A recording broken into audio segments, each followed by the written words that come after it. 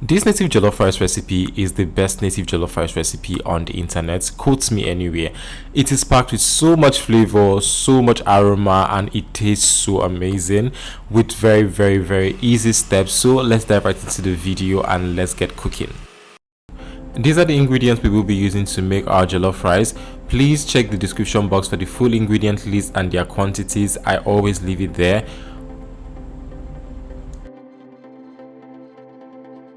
To start off our cooking process, I am just going to be blending our pepper and tomato mix. I'm using fresh pepper, fresh tomato, and a little bit of tatashe. I'll also be blending this not to be very smooth because it's a personal preference. If you like yours very smooth, you can go ahead. Also, let me know if you guys cut off the head of your tomatoes before blending. I kind of do, I always do it, but I noticed that some people don't. So let me know which one are you. Are you team cutting it off or leaving it like that? Anyways, like I said, I'm going to be blending this not to be very smooth. Also, I'm showing this process because you guys have asked me to show it in my videos, and I hope you enjoy it. Just in case you're new here and this is the first time you're seeing a video from me, or this is the first time you're stumbling on the channel, or you've seen my video before but you're not subscribed to the channel, you should subscribe to my channel. I am a digital content creator. I post recipe videos. I also post a bit of my lifestyle as a student living in Port Harcourt, Nigeria, and I share premium content. And if you love premium content, you should be subscribed to this channel right now. So click the like button, click the subscribe button, don't forget to leave a comment, and let's get cooking. So after chopping my peppers and tomatoes, I'm just going to add a little bit of water to the blender, and then I'll be blending this until I get my desired consistency. You don't have to blend until very smooth. You also don't have to blend the way I have blended mine. Anyway, it's fine. Anyways, now that that is done, I am just going to add a little bit of palm oil to my pot, and then I'll be letting that to heat up for about 3 to 5 minutes. As you can see, we are not bleaching the palm oil, it's just letting it hot for a bit, and then I'll be adding my chopped tomatoes. After that, I will just stir for a bit for about a minute or two. You don't want it to burn, you just want it to saute for a bit, and that is it. Then I will be adding my locust beans. You guys, please wash your locust beans properly because things can be inside. I'll just add that, and then I'll saute for about another 2 minutes. I love the fragrance that this thing brings to the food. If you're not a fan of locust beans, I think you should be a fan, but if you're not a fan, you can definitely skip it. But it is definitely going to affect the overall outcome or the overall taste and aroma. After frying that for about 2 minutes, I'm going to be adding my blended pepper mix. As you can see, it is not smooth. I'll just add that, and then I'll be stirring for a bit just to make sure that everything is properly incorporated.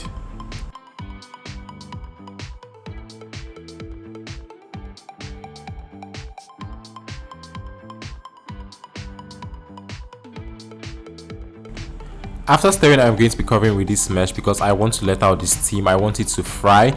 After about 10 minutes, this is what we have. When you see the oil floating on top, you know that it is ready. That is the sign that you need to know that it is ready. Anyways, I am just going to add my ponmon to this. The reason I'm adding my ponmon now is that I want it to have flavor.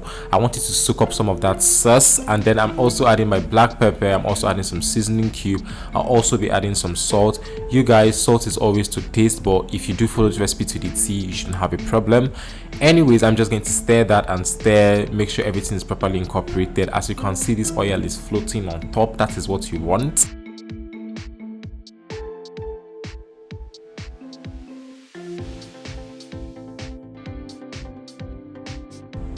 So I'm just going to stir that and allow it to simmer again for about another 5 minutes before adding my properly washed rice. You guys, I'm not using basmati rice for this recipe. I am using normal Nigerian rice for this recipe. This is because I just like it. If you have basmati rice cooks faster and you would need less water, so just note that. Anyways, I'm just going to stir that, making sure that my sauce is touching everywhere, everything is properly mixed together. Then I'll be adding my water. Please be careful when adding your water. No matter the type of jollof rice you're cooking, be very careful when adding your water. As you can see, I'm just going to gauge the water for a bit. I prefer adding my water in bits rather than adding too much and then ruin everything. As you can see, this is what I'm doing. So I'm just going to add that, and then I'll stir again.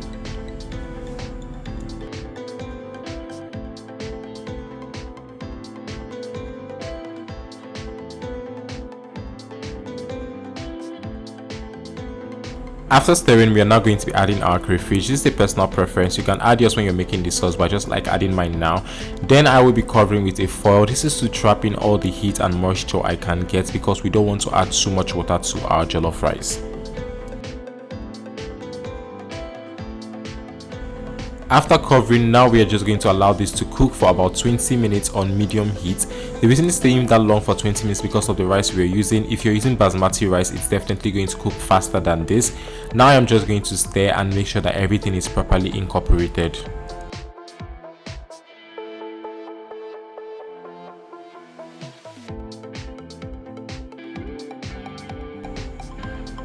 As you can see, I am adding a little bit of water again. This is because I needed my rice to cook properly and I didn't want it to burn so much.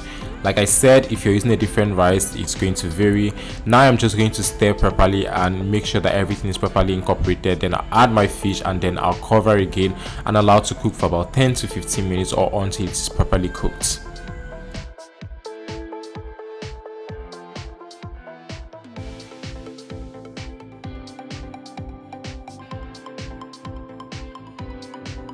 After another 15 minutes of cooking, by now your kitchen should just be scenting native jollof, native jollof. Your neighbors should be asking you what is wrong. If your neighbors are not asking you a question, my dear, you're not getting it right, because my kitchen was just scenting that day.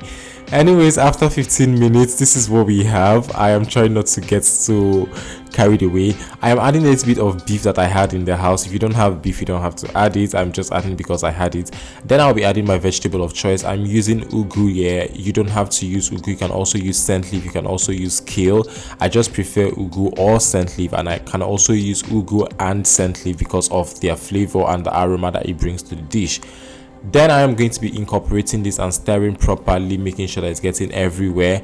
And I will be burning. Yes, I said burning. I'll be burning this food for about 5 minutes. I'll just basically leave it on high heat and then cook for about 5 minutes. While I'm cooking for these 5 minutes, I'm not going to cover it at all. I am just going to let it cook.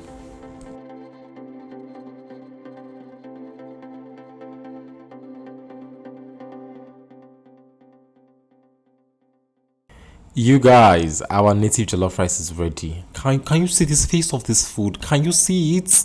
It is looking very luscious, very good. Anyways, thank you guys so much for watching. Do not forget to click the like button. Do not forget to subscribe to the channel. Thank you guys so much. If you do enjoy the video, do give me a subscribe and join the family. See you guys in my next video. Bye.